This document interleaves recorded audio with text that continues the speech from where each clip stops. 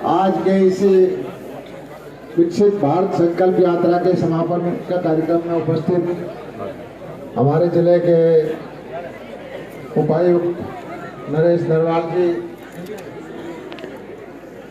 ADC madam अनुपम अंजलि जी, हमारे SDM साहब, गांव के सरपंच साहब, जिला परिषद की चेयरपर्सन अनिता मलिक, बहुत सारे जिला परिषद के सदस्य, आसपास के आए हुए सारे सम्मानित बुजुर्गों, नौजवान साथियों, प्यारे भाइयों,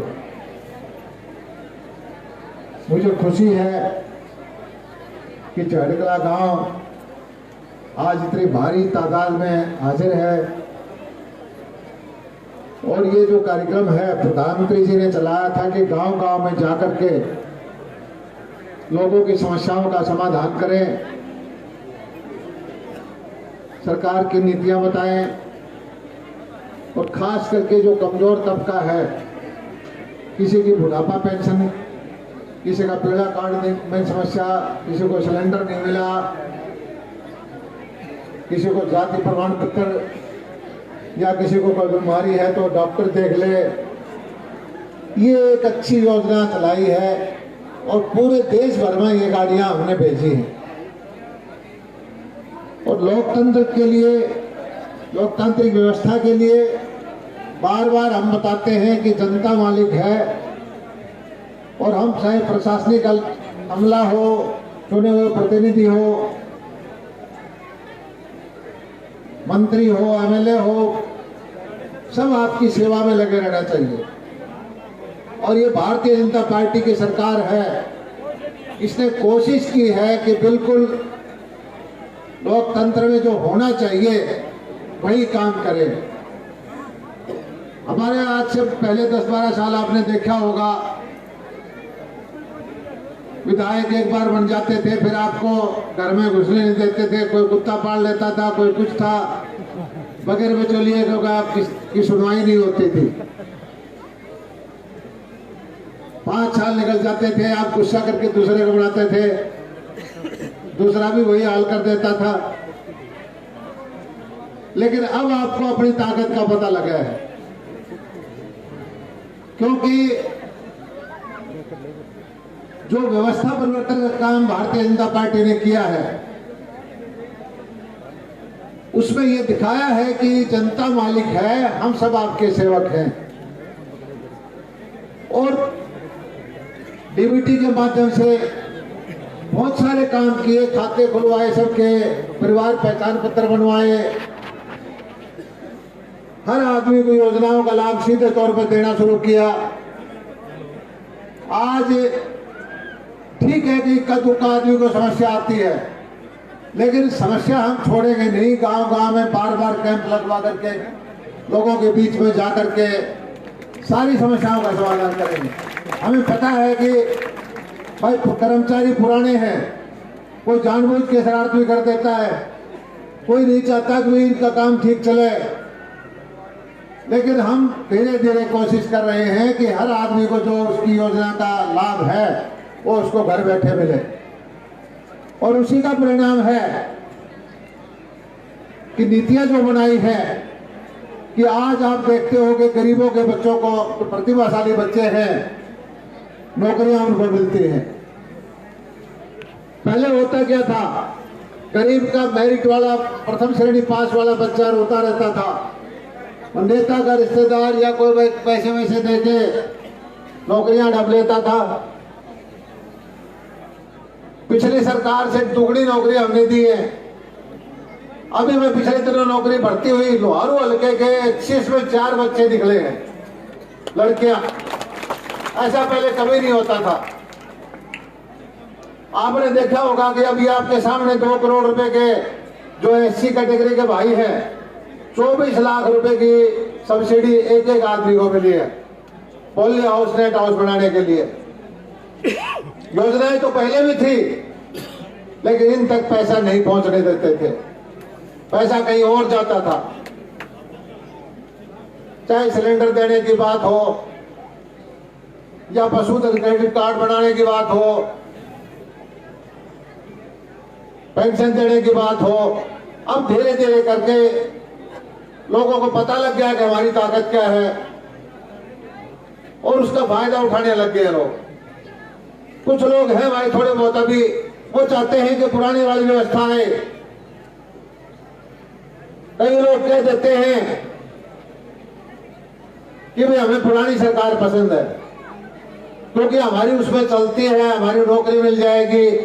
वो नौकरी भाई आपकी खाएंगे।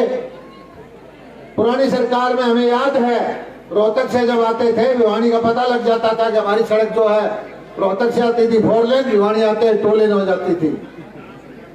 पुरानी सरकार हमें याद है 30 साल तक इस लोहारू का पानी कोई और ले जाता था।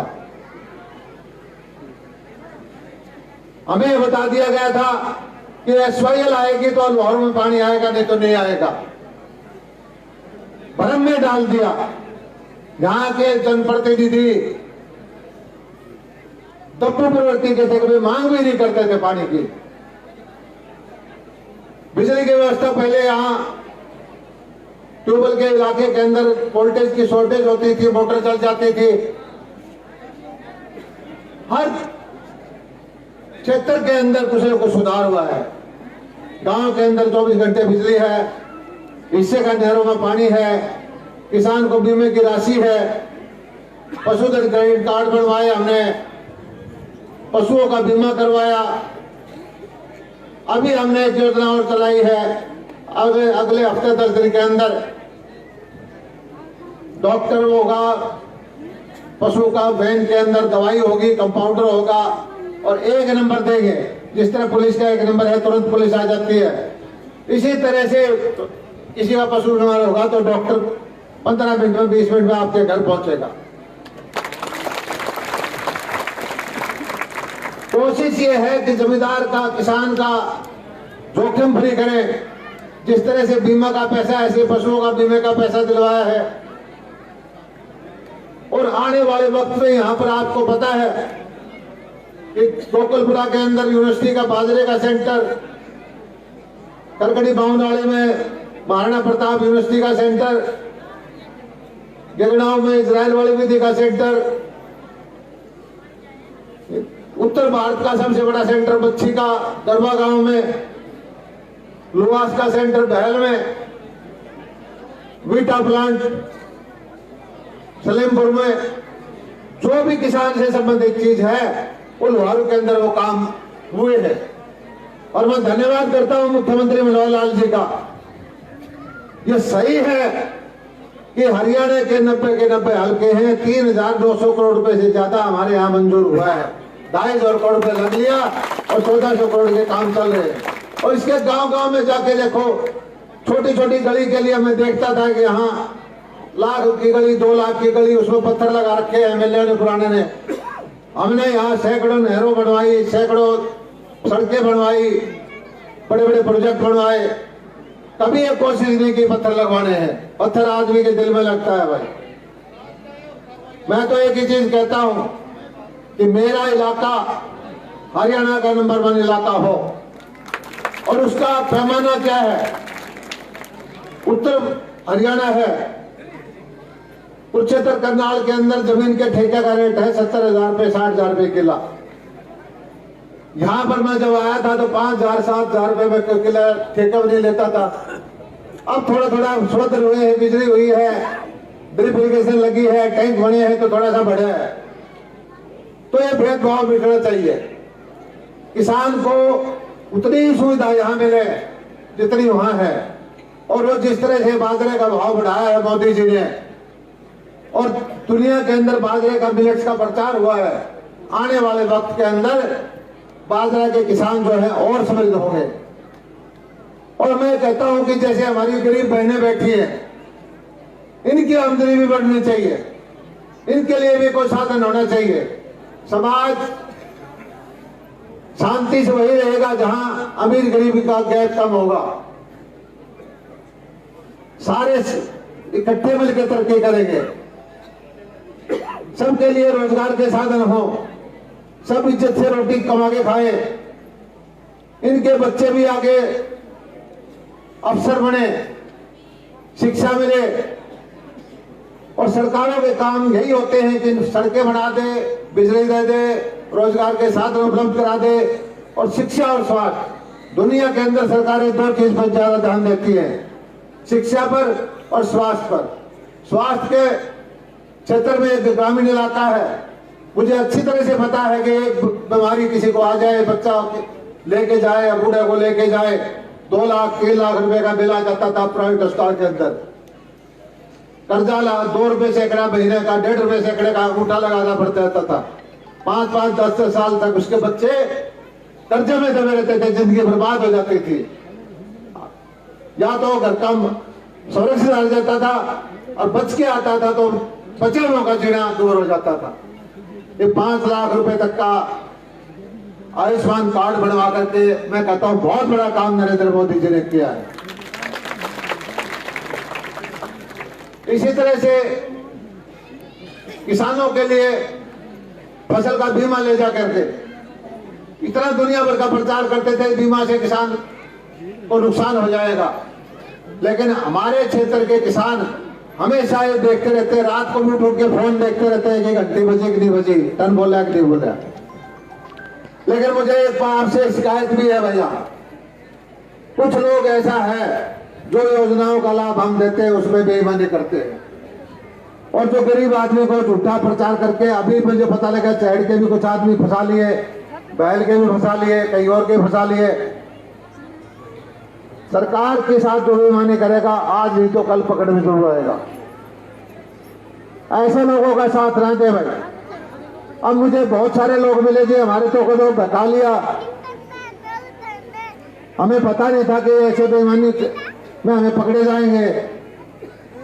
अब मैं मुख्यमंत्री जी से बात करूंगा कि भाई जिसने एक बार बेईमानी कर रखी है उसको पैसे जमा करा के मुकदमा से पीछा छुड़वाओ उनका, और असली जो आदमी है उसको पकड़वाओ जो कैंपेन है। लेकिन मैं आपसे हाथ जोड़ के प्रार्थना करता हूं भाई बेईमानी की तरफ ध्यान ना करो। अब मुझे संकट यह हो गया कि इस बार जो बाजरे का पैसा डालना था उसमें भी बहुत बड़ा घपला कर रखा है, और जिसको मिलना चाहिए था उसका पैसा हमने रोकना पड़ गया, क्योंकि अगर वो पैसा डाल दिया ज्यादा घपला हो गया तो फिर हम भी फंस जाएंगे। यहाँ टेक्नोलॉजी में सीएससी वाले कई कुछ भाई ऐसे हैं जो बेईमानी करते हैं। अभी मैं ये गांव था, कौन सा डीसी साहब, जो 300 आदमी एक ही गांव के मुकदमे में आगे ना जिसको शहीदों वाला गांव रोनाथ गांव के कल परसों आए बोले जी 300 हम फंस रहे हैं। मैंने कहा क्या हुआ?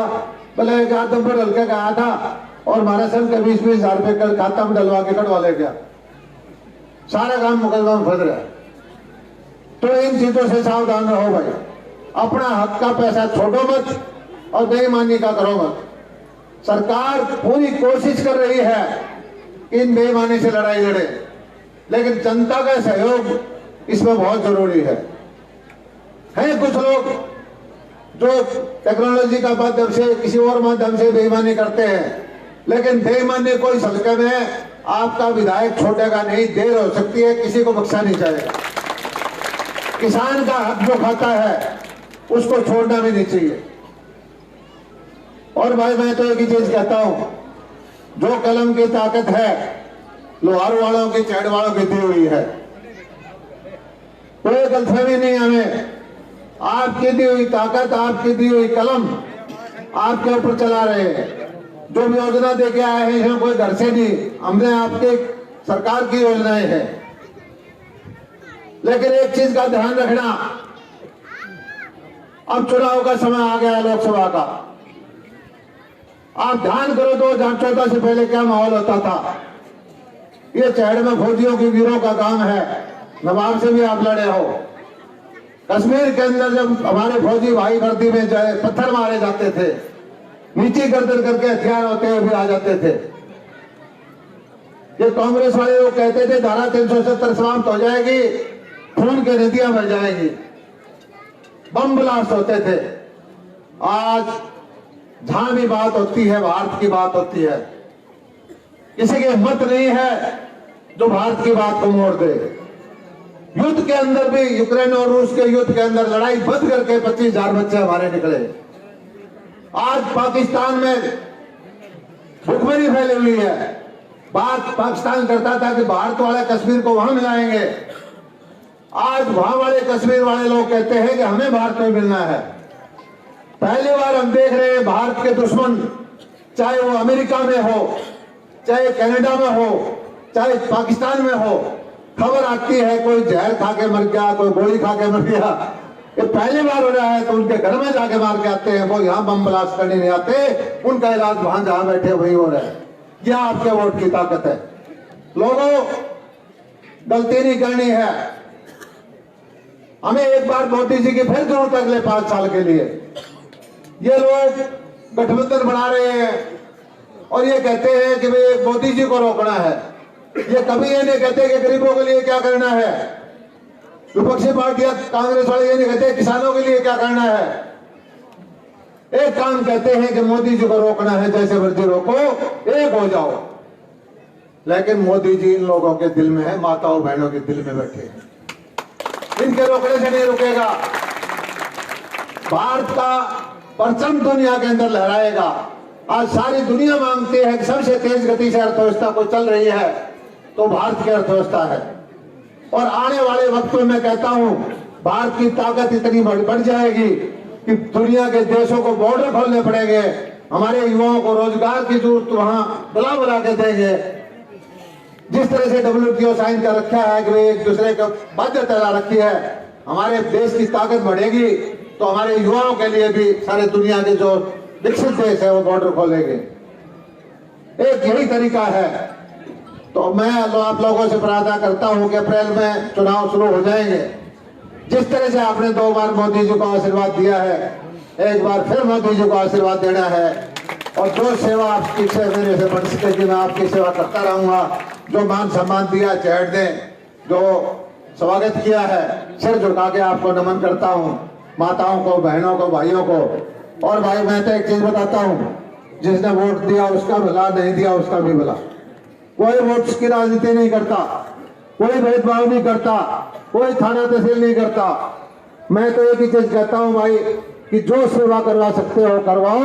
ये कलम आपकी दी हुई है, इस कलम से जो फायदा उठा सकते हो उठाओ। इतनी बात कह के मैं आपका बहुत बहुत शुक्रिया करता हूँ। और ये गौशाला के में था, वो गौशाला की चेक तो लाओ भाई। कल 3-4 दिन से गौशाला में बहुत सारा पैसा दिया था, यहाँ की गौशाला का भी चेक होगा।